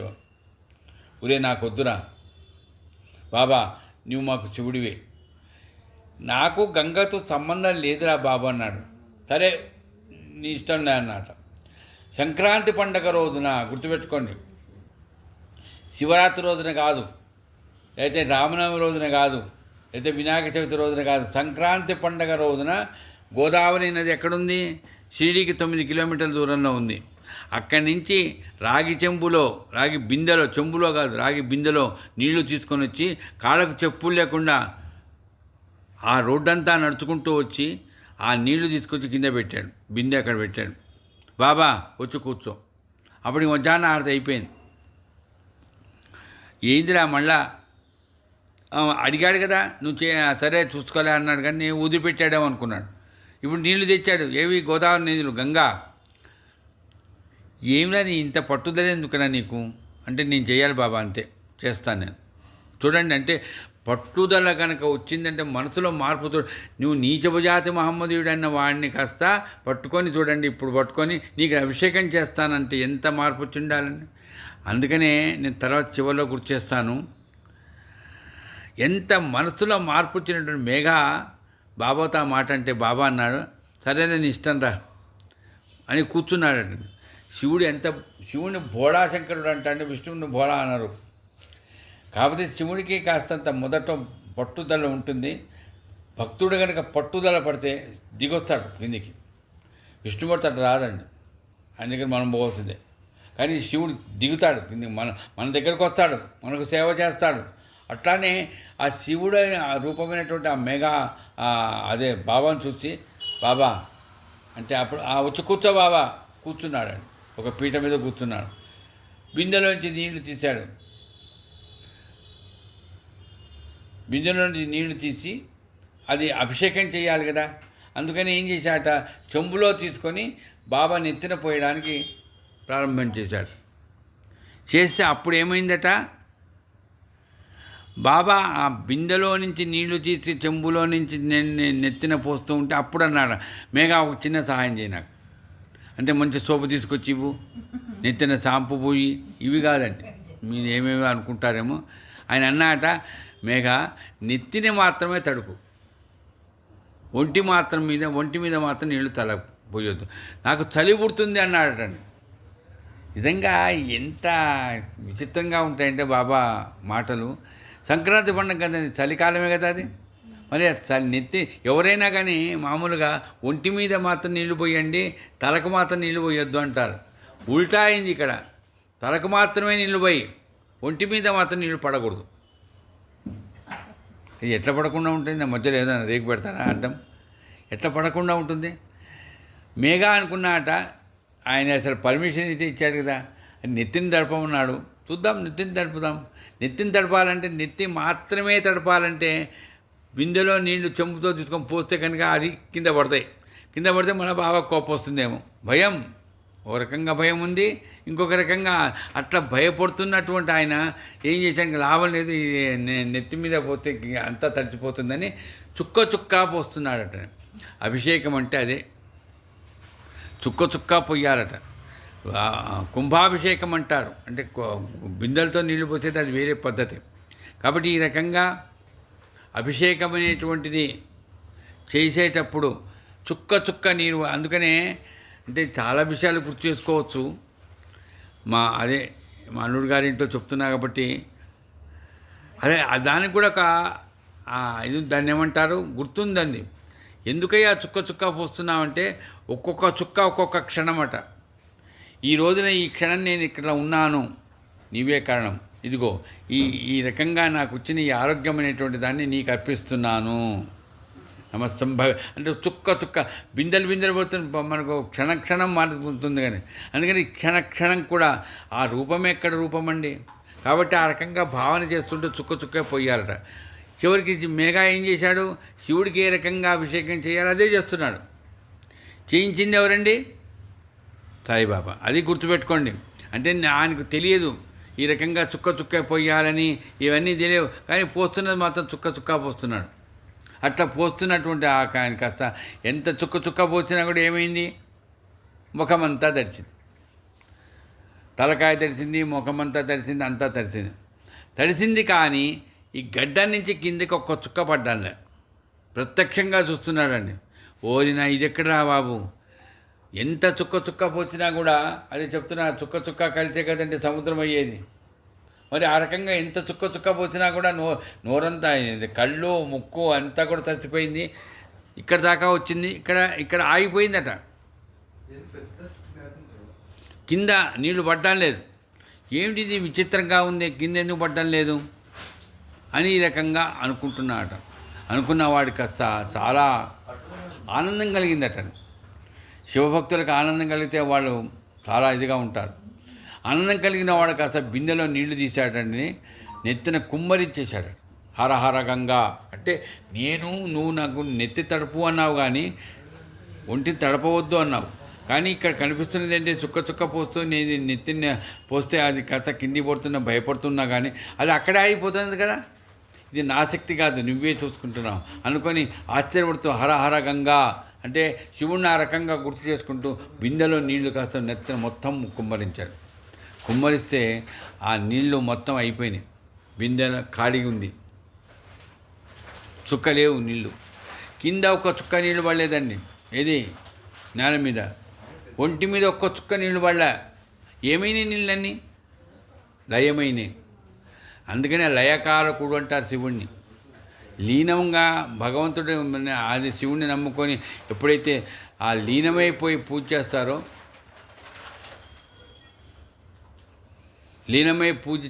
అర్చన చేస్తారో అప్పుడు లయం అవుతుందట. లయం చేస్తాడట ఎవరు? శివుడు లయం చేస్తాడు. అందుకని లయం అయిపోయి ఏమైపోయిన లయం, ఈ నీళ్ళన్నీ కూడా లయమైపోయినాయి. కాబట్టి ఈ రకంగా లయమైపోయినటువంటి అవన్నీ చూసి ఆశ్చర్యపడ్డాడట. ఏమి ఈ రకంగా అభిషేకం చేశాడట.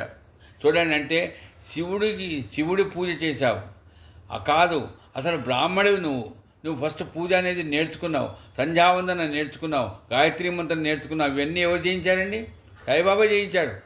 కాబట్టి ఈ రకంగా ఆ అభిషేకం అంతా చేసిన తర్వాత, అంత ఆశ్చర్యకరంగా ఉన్న తర్వాత, సరే రోజు వచ్చేవాడు.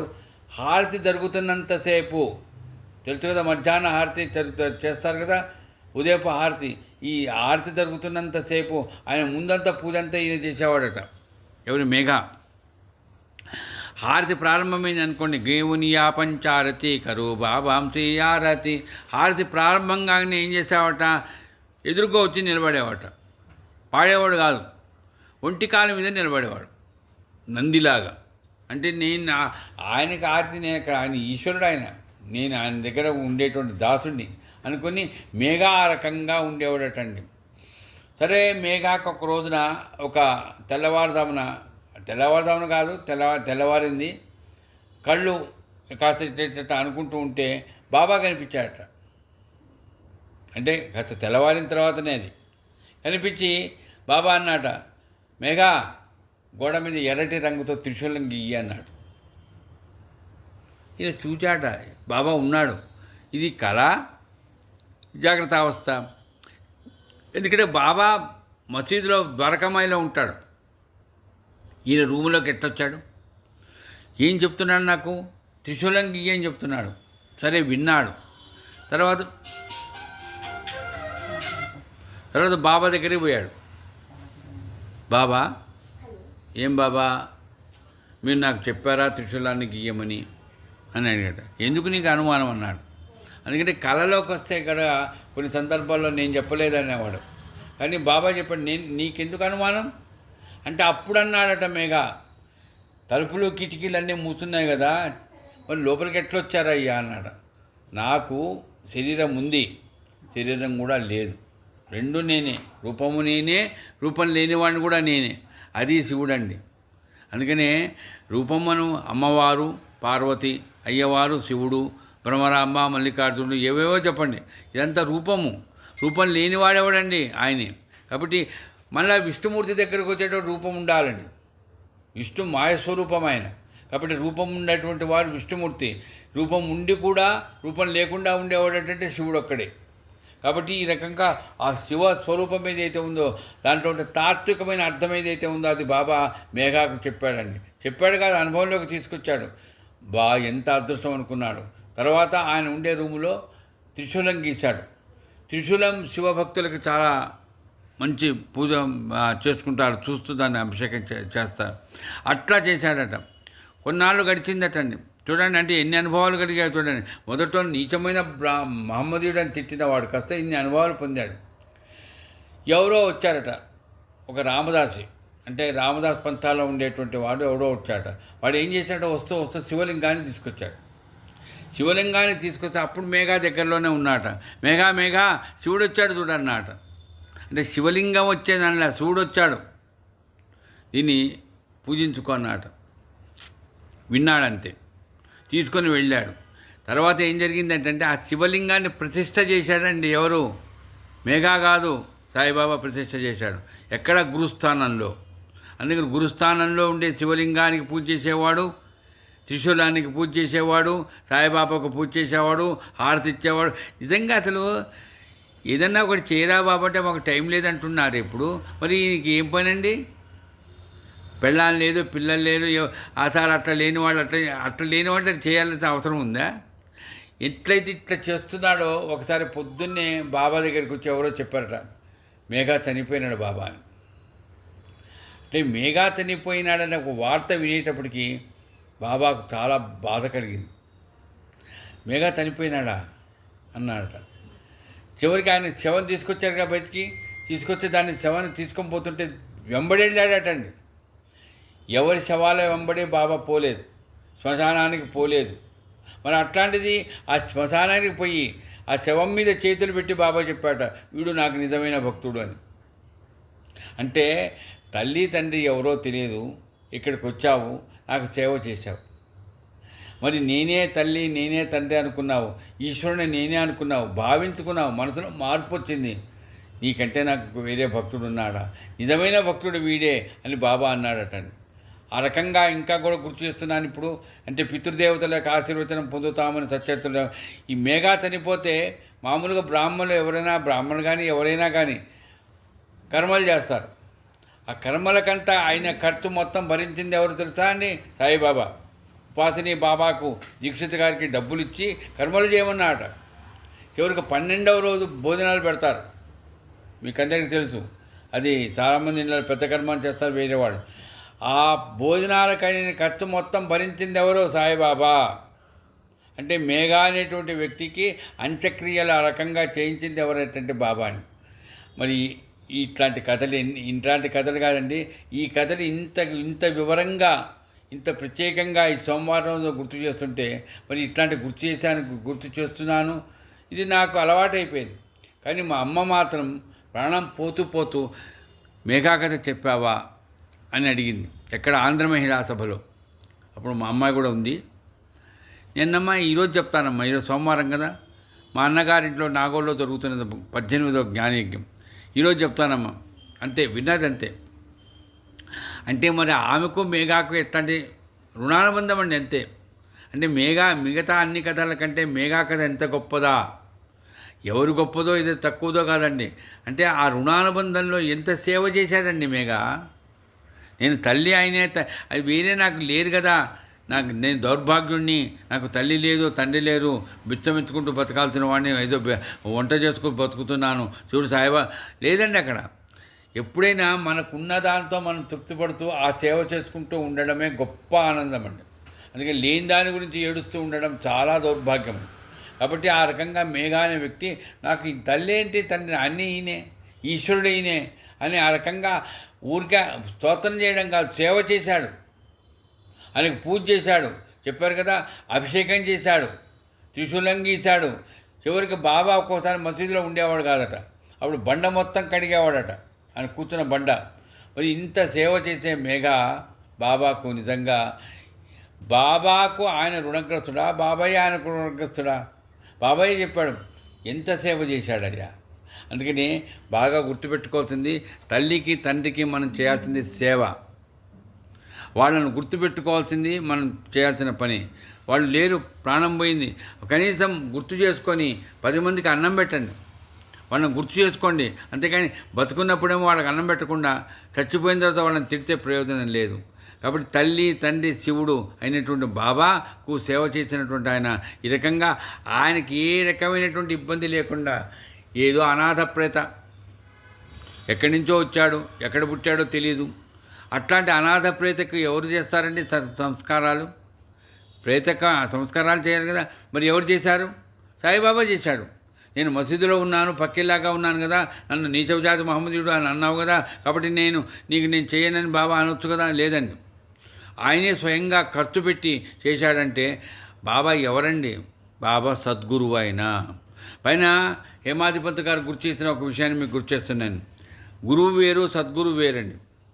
సద్గురువు అట తన శిష్యుణ్ణి కొడుకులాగా భావించుకుంటాడట. గురువుగారు తనకుండే శక్తి సామర్థ్యాలు మొత్తం కూడా శిష్యుడికి చెప్పాడు, ఎందుకంటే తన పీఠం ఎక్కడ కదిలిపోతుందని భయపడతాడు. కానీ సద్గురువు అట్లా కాదటండి. నా శిష్యుడు నాకంటే గొప్పవాడు కావాలి, అది సద్గురువు యొక్క లక్షణాలు చాలా చెప్పాడు.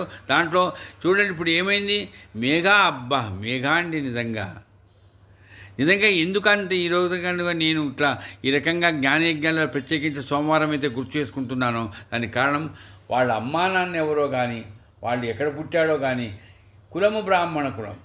కానీ బ్రాహ్మణ కులంలో ఉన్నా కూడా బ్రాహ్మడిగా ఏ రకంగా అయితే ఏం చెయ్యాలో, అందుకని గుణకర్మ విపాకష అన్నాడు భగవద్గీతలో కృష్ణ పరమాత్మ. అంటే తాను చేసే పని వలన ఇగో ఈ రకంగా ఈయన బ్రాహ్మణుడిని ఏం చేయాలి? బ్రాహ్మడు నేను బ్రాహ్మణుని జంజం వేసుకొని కూర్చొని నేను ఏం చేయను కూర్చుంటే చాలా తప్పదు. తాను 10 మందికి వేదం గురించి చెప్పాలి, భగవంతుడి గురించి చెప్పాలి, చేతనైతే 10 మందికి సహాయం చేయాలి. అందుకని ఆ రకంగా చేస్తే అప్పుడు బ్రాహ్మడు అవుతాడు. మంత్రం నేర్చుకున్న తర్వాతనే వాడు బ్రాహ్మడు అవుతాడండి. బాబా చెప్పింది, బాబా మంత్రం చెప్పలే, నువ్వు పోయి పూజ నేర్చుకో.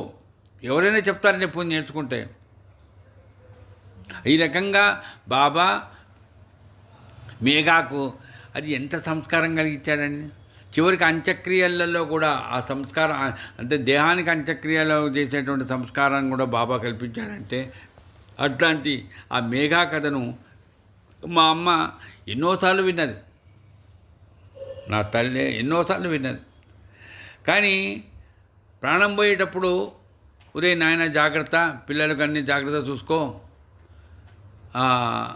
అదే మనవరాలు కదా మా అమ్మాయి, మరి జాగ్రత్త చూసుకో, కొడుకున్నాడు కదా జాగ్రత్త చూసుకో, ఇవి అడగాలి కదా. ఇంకా కాసేపట ప్రాణం పోతున్నది ఆమెకు. కానీ మేఘా కథ చెప్పావా అని అడిగిందంటే అది నిజంగా నా తల్లి నాకు ఇచ్చినటువంటి అనుగ్రహమా, లేకపోతే నా తల్లికి ఆ మేఘాకు ఉండేటువంటి ఆ రుణాల బంధమా? బాబా చెప్పినట్టు పిచ్చుక కాలికి దారం కట్టి లాగుతానని అట్లా లాగి ఆ రకంగా మేఘా కథను గుర్తు చేశాడంటే తల్లిదండ్రుల యొక్క ఆశీర్వచనాన్ని ఇచ్చేటువంటి ఆ కథ ఏదైతే ఉందో ఎవరూ అందుకని మనం అడ్వర్టైజ్మెంట్ అనాథ అనాథ అనాథ అనాథ ఎవరంటే అనాథలు ఎవరూ లేరు. ఎప్పుడైతే భగవంతుడిని నమ్ముకున్నాడో, భగవంతుడి మీద భారం వేశాడో ఆయన అనాథ కాదండి, సనాథుడు ఆయన. అంటే నాకు భగవంతుడు ఉన్నాడు, నా గురువు నాకున్నాడు అనుకునే భావన కనుక అర్థంలో పెడితే వాడు అనాథ కాదండి. ఇప్పుడు జంతువులున్నాయి, దానికి ఎవరండి నాథులు? భగవంతుడే. కానీ అవి అనుకోవు, కానీ వాటి పని వాటి మనిషి మాత్రం నాకు అమ్మ లేదు, నాకు నాన్న లేడు, నాకు వాళ్ళు లేరు, నాకు వీళ్ళు లేదు, నాకు పెళ్ళి కాలేదు, ఇవన్నీ కథలు చెప్పకండి. నీవు భగవంతుడి మీద పూర్తిగా భారం వేసి నీ పని నువ్వు చేసుకుంటూ పో, అంతే. అట్లాంటి ఆ రకమైనటువంటి సంస్కారాన్ని కలిగించేటువంటి వాడు ఎవరంటే గురువే. కాబట్టి తల్లిదండ్రుల యొక్క ఆశీర్వచనం పొందగలగడానికి కావలసినటువంటి ఈ సంస్కారం ఏదైతే ఉందో అలాంటి సంస్కారం పొందడంలో మేఘాకు పొందినటువంటి ఆ సంస్కారాన్ని మనం గుర్తు చేస్తూ, ఈ మేఘా కథను గుర్తు చేస్తున్నటువంటి దీంట్లో ఒక రకంగా అనిపిస్తుంది తల్లిదండ్రుల యొక్క అనుగ్రహం ఎక్కడి నుంచి వచ్చిందండి. నేను అందుకనే గుర్తు చేస్తున్నా, మేఘాకు తల్లి ఎవరో తెలియదండి. కానీ ఈ రోజున మా అమ్మ నాకు ప్రాణం పోయేటప్పుడు అడిగిందంటే మేఘాకు తల్లిదండ్రులు ఎవరో ఈమెకు తెలుసా? తెలియదు. హేమాధిపతి గారు ఏం రాయలేదు. ఆయన మాత్రం బ్రాహ్మడు అంతే. అందుకని నాకు ఒకసారి అనిపిస్తుంది, బ్రాహ్మణులుగా ఉండేవాళ్ళు చాలామంది ఏం చేస్తున్నారంటే, మేము బ్రాహ్మణం అండి, సాయిబాబా పూజ చేయమండి, డబ్బులు మాత్రం బాగా రావాలి. ఎందుకంటే సాయిబాబా కూడా అయితే బాగా డబ్బులు ఇస్తారు. అయితే నేను ఈ కలకటా దగ్గర ఉండేటువంటి అదేదో తెలుగు వాళ్ళు ఎక్కువ మంది ఉంటారు, ఏదో పేరు నాకు గుర్తు రావడం, అక్కడ 5 రోజుల పాటు జ్ఞానయజ్ఞం జరిగింది. ఖరగ్పూర్ అక్కడ ఒక ఆయన పూజ చేస్తున్నాడు. నేను మేఘా కథ చెప్పాను. తర్వాత రెండవ రోజు, మొదటి రోజు సోమవారం వచ్చినట్టుంది, చెప్పాను. రెండవ రోజు ఆయన నా దగ్గరికి వచ్చి నాకదే చెప్పారు సార్ మీరు అన్నారు. ఎందుకంటే వాళ్ళ మేనమామ ఖరగ్పూర్లోనే పెద్ద పూజారట. వీడు ఏదో చదువుకున్నాడు కానీ ఉద్యోగం లేదు. వాడు చెప్పాట, ఒరే చదువు లేదు, చదువు సరిగ్గా లేదు, నీకు ఎట్టరా సంపాదించి ఎట్లా బతికిస్తారో మీ అమ్మను, అందుకని నువ్వు, నేను చెప్తున్నాను, మాకు తెలుసు ఆ ట్రస్ట్ వాళ్ళందరూ, నేను చెప్తాను, ఏదో కాస్త ఎక్కువగానే ఇస్తారు డబ్బులు, ఎక్కడ సాయిబాబా గుళ్ళో, నువ్వు అక్కడ పోయి పూజ చేయిపోరా అన్నాడు. ఆయన అన్నాట, ఆయన చెప్పిన మాట చెప్తున్నాడు ఆ పూజారి, నేను రైస్ మిల్లులో పోయి బస్తాలన్నం వస్తా కానీ చచ్చినా నేను సాయిబాబా గుళ్ళో పూజ చేయను అన్నాడండి. చివరికి ఏమైపోయిందంటే పెళ్లి చేసుకున్నాడు. ఆయన పేరు నాకు గుర్తుకు రావడాన్ని, పెళ్లి చేసుకున్నాడు. పెళ్లి చేసుకుంటే ఆమె గర్భవతి అయింది. డాక్టర్ చూశారట, ఇంకా కాన్పు కావాలంటే మాత్రం 5,000, ఆ రోజుల్లో 5,000, ఆ రోజుల్లో 5,000 పెట్టి ఇంజక్షన్ తీసుకోవాలట, లేకపోతే మీ ఆవిడ చచ్చిపోతుంది, గర్భం పోతుంది. ఎవడిస్తాడండి? అప్పుడు చెప్పాట, ఉదయం నేను ఇప్పుడు చెప్తున్నాను నీకు, నువ్వు సాయిబాబా గుడికి పో. అప్పుడు వాళ్ళు, అయ్యా ఏదో మా ఆయన దగ్గర పూజ చేస్తాడు కదా, సరే ముందే ఇచ్చేస్తాం అడ్వాన్స్, చూడండి అడ్వాన్స్ చూపిస్తున్నాడు బాబా. అందుకని ఈరోజు నేను చెప్తున్నా, మీరు కథ చెప్పారు కదా మేఘా కథ, నా కథేనండి అది. నాకు ఈ రోజున ముందు అడ్వాన్స్ ఇచ్చి, ఈ రోజున ఖరగ్పూర్లో ఎవరైనా ఎవరైనా అమ్మ సాయిబాబా కూడా పూజారా మీరు, గౌరవం అండి. అంటే గౌరవము సత్కారం ఇవన్నీ కలుగుతున్నాయంటే మనకు డబ్బులు వస్తున్నాయి, మంచి సత్కారం కలుగుతున్నది. కానీ బాబాను విమర్శించి, బాబా ఒక హిందువు కాదు మహమ్మదీయుడు అనే మాట కాకుండా ఆయన సద్గురు, ఆయన మహాత్ముడు, ఆయన ఈ రకమైన భావన మన మనసులో ఉంటే మనకి ఏ కొదువ ఉండదండి. అట్లాంటి కథలు అనేకమంది మనం గుర్తు చేసుకుంటూ ఈ రకంగా మన తల్లిదండ్రి ఏవైతే చేయలేకపోతారో, ఎందుకంటే ఎప్పుడైనా చూడండి, అమ్మ ఉంది, నాన్న నన్ను చెప్తుంటాం, నా వల్ల కాదురా, నాన్న మాత్రం ఏం చేస్తాడండి, ఆయన చేతనైంది ఆయన చేస్తాడు కానీ చేయలేంది ఏం చేస్తాడు. అప్పుడు కనుక నువ్వు సద్గురు సాయిబాబాను ఉపాసిస్తే ఆ తండ్రి చేత ఆ పని ఏదైతే చేయలేకపోతున్నావో వేరే వాళ్ళు నీకు ఆల్టర్నేటివ్ చూపిస్తాడు, ఒక బంధువుకి చూపిస్తాడు, నీకు ఆ రకమైనటువంటి ఆ కోరిక ఏదైతే ఉందో తీరుస్తాడు. కాబట్టి ఈ రకంగా తల్లిదండ్రుల ద్వారా, తల్లిదండ్రుల యొక్క అనుగ్రహం పొందడానికి సద్గురు అయినటువంటి సాయిబాబా మేఘా కథ ద్వారా మనం గుర్తు చేసుకోవాల్సింది. మేఘా కథ చాలా గొప్ప కథ అని నేను చెప్పడం కాదు. అందుకనే ఎవరో నన్ను అడిగారు, సచరిత్రలో హీరోలు ఎవరండి అని, హీరో ఎవరండి, సాయిబాబాయే హీరో. కానీ ఎవరో అన్నారు, కాదండి మీరు చెప్తుంటారు, నాకైతే ఇద్దరు హీరోలు అండి అన్నారు. మళ్ళీ సాయిబాబా కాక ఇద్దరు హీరోలట. ఎవరండి అంటే, ఒకరు చోల్కార్, రెండవది మేఘా. వీళ్ళిద్దరు నాకు మీరు చెప్పే కథలు విన్న తర్వాత మాకు వీళ్ళిద్దరు హీరోలు అండి. ఎందుకంటే ఎంత కల్మషం లేని మనసు అండి. నేను బాబా దర్శనం చేసుకోవాలి, నాకు ఉద్యోగం వచ్చింది, పర్మనెంట్ అయింది, అది పర్మనెంట్, అది ఆ పరీక్ష పాస్ కాకపోతే నేను రోడ్డు మీద పడేవాడిని. ఇప్పుడు వచ్చి బాబా దగ్గర నేను కలకండ ఇచ్చాను. అడిగాడు బాబా ఏమైనా సమస్యలు ఉన్నాయని. నేను కనుక అయితే అడిగేవాడిని, నువ్వు పర్మనెంట్ చేసావు కానీ ప్రమోషన్ ఎప్పుడు వస్తుంది బాబా, ఓటీలు చేసుకుంటూ బతకాలా, నా బతికింతేనా ఇంకా అని అడిగేవాడిని. కానీ బాబా దగ్గర ఆయన అన్నమాట, నీ దర్శనం చేసుకుంటాననుకున్నాను, దర్శనం చేసుకున్నాక నా సమస్య తీరిపోయింది. అందుకనే చోల్కార్ నిజంగా ఆయన ఎవరో చెప్పినట్టు హీరో. ఎందుకంటే ఆయనతో అన్నాడు బాబా, నా దగ్గర ఒక్క అడుగు ముందుకేయండి, నేను 10 అడుగులు వేస్తాను. అట్లాగే మేఘా నీచపు జాతి మహమ్మదీయుడు అన్నవాడు కాస్త ఎంత మనసు మారిపోయిందండి, ఎంత సేవ చేశాడండి. అందుకని నేను చాలా మటుకు చేస్తున్నా. కొంతమంది నాకు ఈ అనారోగ్యం కారణంగా సేవ చేస్తుంటే అతను నేను నిజంగా ఏం రుణగ్రస్తుడిని అయిపోయినానా, వీళ్ళ రుణం ఎట్లా తీర్చాలి, ఏదో డబ్బులు ఇస్తారు, లేకపోతే ఇంకోటి చేస్తారు. కానీ నాకు ఒకటే చెప్పాను, నేను మనసులో అనుకున్నా, వాళ్ళ రుణం తీర్చాలంటే నేను సేవ చేసుకునే నాకు శక్తి లేదు. ఇప్పుడు ఇది ఆ రకంగా వయసు పెరిగిపోయింది. ఇప్పుడు నాకు ఒకటే అనిపిస్తుంది, వాళ్ళకు వీలైనంత వరకు సాయిబాబా కథలను గుర్తు చేద్దాం. ఆ రకంగా వాళ్ళకు రుణం తీర్చుకునేటువంటి అవకాశం కలుగుతుంది. అందుకని మా అమ్మాయి కూడా, మా ఇంట్లో జ్ఞానయజ్ఞం ఉంటే, అమ్మాయి ఎవరు వచ్చినా రాకున్నా మీరు వినండి చాలు. ఎందుకు నేనంటే, మీరు నాకు చేశారు సంవత్సరం. నేను అదే పొద్దున కూడా అనుకున్నాం, నాకు ప్రాణం పోయింది అనేటువంటి స్థితిలో కూడా కాపాడి ఆ రకంగా సేవ చేసుకుంది వాళ్ళే. అట్లాంటి వాళ్ళ రుణం అంటే నా కూతురు రుణం నేను చూసుకోవడం ఏంటి, వాళ్ళే నా రుణం. కానీ నేను అనిపించింది, నేను సాయిబాబా కథలను మాత్రమే గుర్తు చేయాలి వాళ్ళకి. నాకేదో రామాయణం పుస్తకం ఇవ్వండి, నాకు భారతం పుస్తకం ఇవ్వండి, నాకు భగవద్గీత పుస్తకం ఇవ్వండి, అభిషేకం అంటే ఇట్లా చేయాలి, వద్దు. సచ్చరిత్రలో ప్రత్యేకించి ఈ 15 రోజులు ఏమిటి, మహాళాయ పక్షాలు. అందుకూడా పితృదేవతల యొక్క అనుగ్రహం. మీ నాయనమ్మ ఎట్లా ఉండేది, మీ తాత ఎట్లా ఉండేవాడు, నేను ఎట్లా ఉన్నాను, నా నుంచి ఏం పొందుతున్నారు. అందుకనే నేను చెప్తున్నా, మా అమ్మ కానీ మా నాన్న కానీ గుర్తు చేస్తున్నా అంటే ఎంతమందికి విద్యాదానం చేశారండి వాళ్ళు. ఎప్పుడు చూడు ఇంట్లో 10 మంది తింటుండేవాళ్ళు, ఉంటుండేవాళ్ళు. ఇప్పటికీ కూడా అంటే వాళ్ళందరూ కొంతమంది చనిపోయారు. మా నాన్న ఫోటో పెట్టుకుంటారండి వాళ్ళ ఇంట్లో.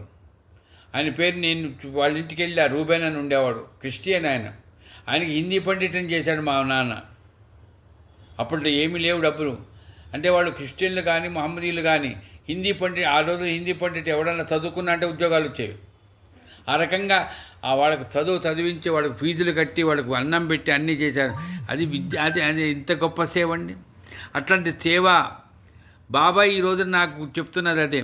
నువ్వు ఏమి చేసినా చేయకున్నా 10 మందికి సచ్చరితను గుర్తు చేయి, అది నువ్వు చేస్తున్న సేవ అనే భావన నాకు అందించినటువంటి నా తల్లిదండ్రుల యొక్క అనుగ్రహాన్ని ఈరోజు మా అమ్మాయి కానీ ఎవరు వచ్చినా ఎవరు రాకున్నా రుణానుబంధం అండి ఇది కూడా. నిన్ననే చెప్పా కదా, నిన్న వచ్చిన వర్షానికి అసలు నేను మా ఇంటి నుంచి రాగలుగుతానా లేదా, కానీ వచ్చాను. కానీ ఇప్పుడు నాకు అనిపించింది నేను వస్తాను, కానీ నాకు అనారోగ్యం ఉంటే ఏ కారు వచ్చినా ఏ అల్లుడు వచ్చినా ఏం చేస్తారండి. అందుకని నేను మధ్యాహ్నం అనుకున్నా, అసలు ఈ నిజమే ఇదంతా. నాకు కాస్త కాలు ఇంకా బాగా పూర్తిగా నడవడానికి రాకపోయినా నాకు మిగతావన్నీ కూడా ఆ రోజుల్లో, అంటే ఇప్పుడు జనవరిలోనే వీళ్ళ ఇంట్లో జ్ఞానయజ్ఞం జరిగింది ఇంతకుముందు. అప్పుడు ఏం మాట్లాడానో ఏం చెప్పానో నాకే గుర్తులేదు. ఈరోజు మనం ఇంత స్పష్టంగా ఇంత విషయంగా వివరంగా చెప్పగలుగుతున్నా అంటే కారణం నాకు ఆరోగ్యాన్ని ఇచ్చాడు. ఆరోగ్యంతో పాటు ఉత్సాహాన్ని ఇచ్చాడు. ఎందుకంటే ఎందుకు ఇచ్చాడండి, ఇంకా ఒక 10 కోట్లు సంపాదించుకోవడానికి కాదు, కీర్తి ప్రశస్తలా ఇంకా నాకు అక్కర్లేదు. నేను ఒకటే అక్కర్లేదు అనుకోవడం కూడా అహంకారమేమో. నేను ఒకటే చెప్పా, అయ్యా బాబా, నువ్వు నాకు ఇచ్చిన ఈ ఆరోగ్యం ఏదైతే ఉందో నేను నీ కోసమే ఉపయోగిస్తా. ఎందుకు, ఎట్లా ఉపయోగిస్తా, ఎవరైనా అయ్యా మా ఇంట్లో చెప్పండి సార్, కాస్త నాకు చెప్పండి సార్, నేను కూర్చుంటా, 1 గంట సేపు కూర్చుంటా, అదే పని. లేదు నాకు టైం లేదు ఇప్పుడు, నేను వెళ్ళిపోతాను, కాదండి. నాకు సాయి సచ్చరిత్రలో కథలను గుర్తు చేసుకోవాలనేటువంటి సేవ నేను గుర్తు చేసుకుంటా. అందుకని హేమాధిపంత్ అంటారు, ఈ కథలను ఎవరైనా నిరాడంబరంగా, ఆడంబరం లేకుండా ఎవరైతే గుర్తు చేసుకుంటారో వాళ్ళ పాదాల దగ్గర ధూళి దగ్గర పొర్లాలని ఉందంటాడని హేమాధిపంత్ గారు. మరి ఆయన ముందు నేనంతండి.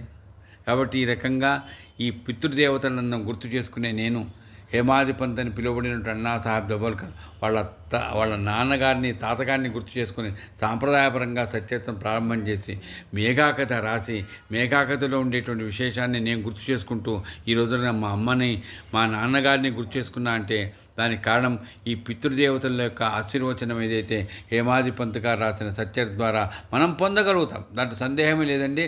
ఇంకా 3 రోజులు ఉంది, మంగళ బుధ గురు.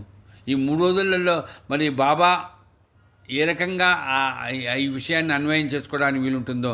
అందుకనే ఒకసారి అనిపిస్తుంది, హేమాధిపంతే చెప్పాడు, నాకు గుర్తుకొచ్చిందే నేను చెప్తున్నా. ఒకసారి మా అమ్మాయి ఉంటుంది, ఈరోజు బాగా చెప్పావు, ఈరోజు నేనంటే నాకు గుర్తుకొచ్చింది నేను చెప్తున్నా అంతే. ఇక్కడ నేనేదో స్పెషల్గా ప్రిపేర్ కాలేదండి. ప్రిపేర్ కావడానికి కాస్త టైం వచ్చిందంటే మంచం మీద ఎక్కి పడుకునేవాడిని నేను. అట్లాంటివన్నీ ప్రిపరేషన్ ఎంత కుదురుతుంది నాకు. కానీ ప్రిపరేషన్కి కావాల్సినటువంటి నాకు ప్రోత్సాహకరంగా ఏదైనా రాసిచ్చి చెప్పేటువంటిది కాదని. ఒకటే నేను చెప్తున్నా, నాకు బాబాయ్ ఈ రోజున ఈ గంట సేపట్లో ఇవి గుర్తు చేశాడు, నేను గుర్తు చేస్తున్నా అంతే. నాకంటే బాగా గుర్తు చేసిన వాళ్ళు ఉంటారేమో, కానీ నాకు ఇది ప్రాప్తమైంది అని నేను అంటున్నా. అంటే హేమాధిపంత్ అతడి వాడే అన్నాడు, నేనంతండి.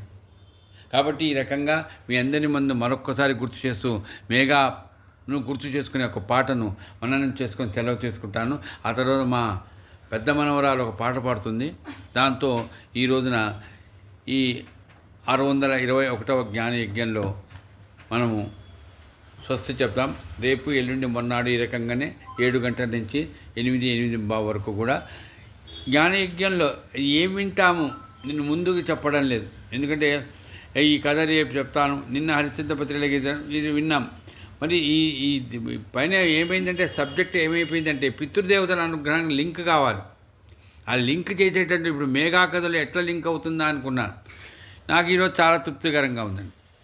మా అమ్మ కానీ మా నాన్న కానీ వాళ్ళ యొక్క అనుగ్రహాన్ని ఏ రకంగా నేను పొందుతున్నా అంటే అది మేఘా కథ చెప్పావా అని ఆమె చెప్పడం, ఇదంతా మరి నాకు బాబా అనుగ్రహించినట్టుగానే భావించుకుంటూ, ధన్యుడైనాడయ్య నీదరిని చేరి భక్తితో మేఘా నీ సేవ చేసి, ధన్యుడైనాడయ్య నీదరిని చేరి భక్తితో మేఘా నీ సేవ చేసి, శివుడవు నీవనే పూజించినాడో, శివుడవు నీవనే పూజించినాడు, నీచెంతనే తనువు చాలించినాడు, నీచెంతనే తనువు చాలించినాడు, ధన్యుడైనాడయ్య నీదరిని చేరి భక్తితో మేఘా నీ సేవ చేసి, శివ పంచాక్షరి జపించువాడు, శివ పంచాక్షరి జపించువాడు, షిరిడీకి నీ చేత ఈడ్వబడినాడు, షిరిడీకి నీ చేత ఈడ్వబడినాడు, సర్వజ్ఞుడవు శివుడవని తెలుసుకున్నాడు, సర్వజ్ఞుడవు శివుడవని తెలుసుకున్నాడు, దాసుడై స్థిరముగా నీ చెంతే ఉన్నాడు, ధన్యుడైనాడయ్య నీదరిని చేరి భక్తితో మేఘా నీ సేవ చేసి, గుళ్ళలో దేవుళ్ళ పూజ చేసేవాడు, వసురూపమో నిన్ను భక్తితో కొలిచాడు, బిల్వాలతో పాద పూజ చేసేవాడు, బిల్వాలతో పాద పూజ చేసేవాడు, నగుమోము గల నీకు హారతిచ్చేవాడు, ధన్యుడైనాడయ్య భక్తితో మేఘా నీ సేవ చేసి, హరహర గంగంటూ అభిషేకమును చేసి, హరహర గంగంటూ అభిషేకమును చేసి, పరమేశుడవు నీకు తల మాత్రమే తడిసి, త్రిశూలమునుగి ఆశస్సులను పొందే, త్రిశూలమునుగి ఆశస్సులను పొందే, శివలింగమును పొంది భద్రముగా పూజించే, ధన్యుడైనాడయ్య నీదరిని చేరి భక్తితో మేఘా నీ సాయి పద సన్నిధుల ముక్తి నొందినవాడు, షిరిడీలో శివునిలో లీనమైనాడు, సాయి పద సన్నిధుల ముక్తి నొందినవాడు, షిరిడీలో శివునిలో లీనమైనాడు, రాజేంద్రుమదినేలు సాయి సేవకుడు, రాజేంద్రుమదినేలు సాయి సేవకుడు, నిజమైన భక్తుడిగా మెప్పు పొందినవాడు, నిజమైన భక్తుడిగా మెప్పు పొందినవాడు, ధన్యుడైనాడయ్య నీదరిని చేరి భక్తితో మేఘా నీ సేవ చేసి, భక్తితో మేఘా నీ సేవ చేసి. ఈ రకంగా మేఘా కథ, మేఘాకు సంబంధించిన విషయాన్ని గుర్తు చేసుకున్నాం. ఇప్పుడు నేను చెప్పినట్టుగా ఈరోజు జ్ఞానయజ్ఞంలో మా పెద్ద మనవరాలు తోటపల్లి నాగసాయి మనస్విని ఆమె ఒక పాటను మన ముందు గుర్తు చేస్తుంది. దాని తర్వాత నేను స్వస్తి చెప్తాను. ఈ రకంగా మీ అందరితో పాటు ఈ జ్ఞానయజ్ఞం 4వ రోజు ఈరోజు ఈ కార్యక్రమాన్ని ఈ రకంగా ముగిస్తున్నాను.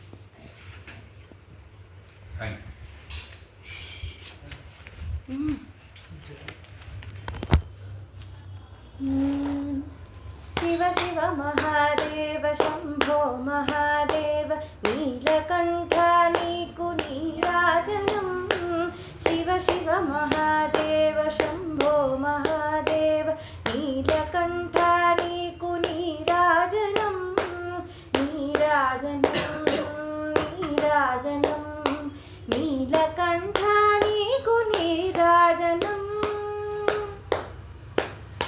సామి సామేను సొగసైన గౌరమ్మ నిఖిల జనని నీకు నీరాజనం, సామి సామేను సొగసైన గౌరమ్మ నిఖిల జనని నీకు నీరాజనం, అంతరాయములను అంతమొందించేటి గణనాయక నీకు నీరాజనం, అంతరాయములను అంతమొందించేటి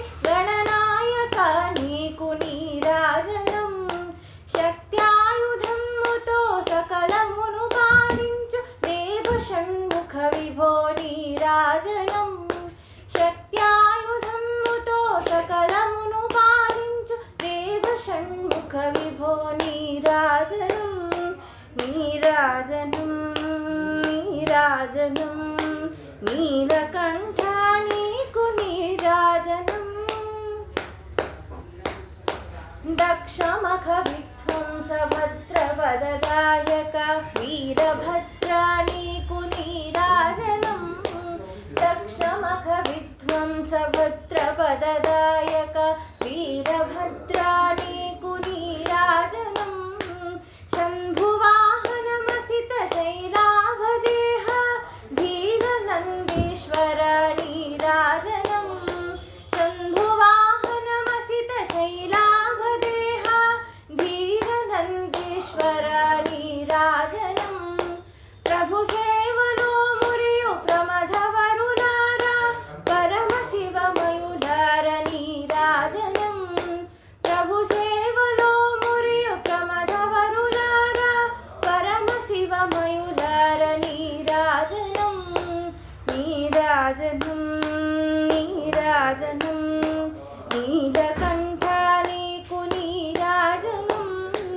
నీరాజనం నీరాజనం శివ శివ మహాదేవ శంభో మహాదేవ నీలకంఠ నీకు నీరాజనం నీరాజనం నీరాజనం నీలకంఠ నీకు నీరాజనం.